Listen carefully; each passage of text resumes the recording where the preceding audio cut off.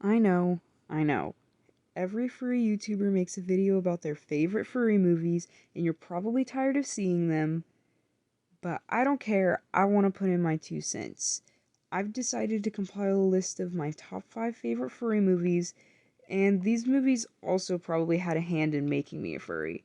Now, disclaimer, the only thing that really makes you a furry is the label, but it's still fun to look back at movies that definitely made me a furry by making me want to draw animal and furry characters.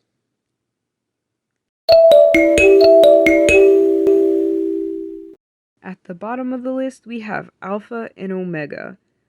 Looking back on it now, this movie was not great, but I still loved it as a kid. And I mean loved, loved, love. I mean, didn't almost every furry kid start out by loving wolves? I'm not even sure what enraptured me so much about this movie, but I saw some clips on YouTube and begged my parents to find the DVD to watch. And then I watched it over and over and over again. And it's still in our DVD collection to this day. The whole basis of the movie is about the two classes in the wolf pack, alphas and omegas, and how they're not allowed to be together. And even though this isn't how wolf hierarchies work at all, it's still made for an interesting plot. There are a couple sequels to Alpha and Omega, but they're even worse than the original. I'm not going to stop you from watching them, but be prepared to go like, what? I never hear anyone talk about this movie, but next up we have The Tale of Despero. This honestly probably doesn't even count as a furry movie since it takes place in a human kingdom, but this is my video and I'm gonna put it in here. It's about anthropomorphic mice and rats, so I'm gonna count it. This movie is just awesome. Every time it was on TV, my dad would excitedly call me down so that we could watch it together. It's a nice take on the age-old the hero saves the princess plot, and who doesn't like some good old medieval fantasy?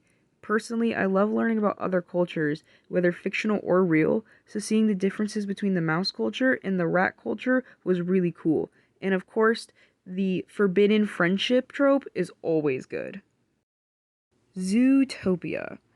I Come on, I don't even really have to explain this one. It's the furriest movie to ever furry. It's so furry. It's been criticized and praised for that reason, but I actually like that it made furries seem less weird, if that makes sense. This movie clearly shows that anthropomorphic animal characters can be just as fun and normal as any other characters. These characters are just living their lives, having jobs and aspirations in their little zoo city, and overall just chilling. We all know that people tend to find furries gross or weird, but almost everyone likes Zootopia. I feel like it reflects how most of the furry fandom actually is. Just chill people drawing some animals that stand up. Next up, we've got The Lion King. Oh, goodness. The Lion King. I was so obsessed with Lion King in junior high. I was an avid reader of any and all DeviantArt comics about Lion King. My favorites were the ones about the time before the movies, usually about Mufasa and Scar's parents or even grandparents. For some reason, I was so interested in stories people made about why Scar became the way he did. The art style from The Lion King definitely helped with the furrification. The human-like animated expressions are very furry-esque. I actually began to formulate my own style by studying the Lion King style. Lion King is just a masterpiece, but we already knew that. The fun animation, the lively colors, and the amazing music ties this whole movie together. And by amazing music, I mean amazing. Be honest, there isn't a single bad song in Lion King, is there? It's an essential part of any childhood that incorporated Disney movies. And at the top of the list, due to my own heavy, heavy bias, is Fantastic Mr. Fox. This is my favorite movie ever. I watch it when I'm sad, I watch it when I'm angry, I watch it when I'm happy. I just watch it all the time. I don't see a lot of people talk about this movie, but I recommend it for everyone. It's stop motion animation, which is a medium I find beautiful in of itself, and the setting, background, and music are really aesthetic and overall phenomenal.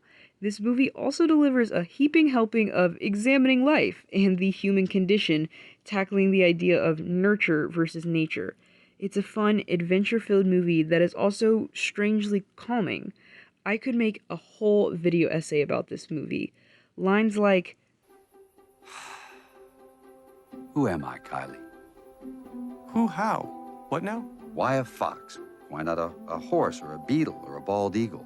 I'm saying this more as like existentialism, you know? I think I have this thing where I need everybody to think I'm the greatest, the quote-unquote fantastic Mr. Fox. And if they aren't completely knocked out and dazzled and kind of intimidated by me, then I don't feel good about myself. just make me sit back and think about my own existential crises every time I hear them. I would show and tell more about this movie, but I just want everyone in the world to watch it at least once. Hey y'all, if you have made it this far, that means you have made it to the end of this video. Congratulations. Make sure to like and subscribe to get updates on when I post new videos, and make sure to follow my other socials to see me active other times. Have a good day.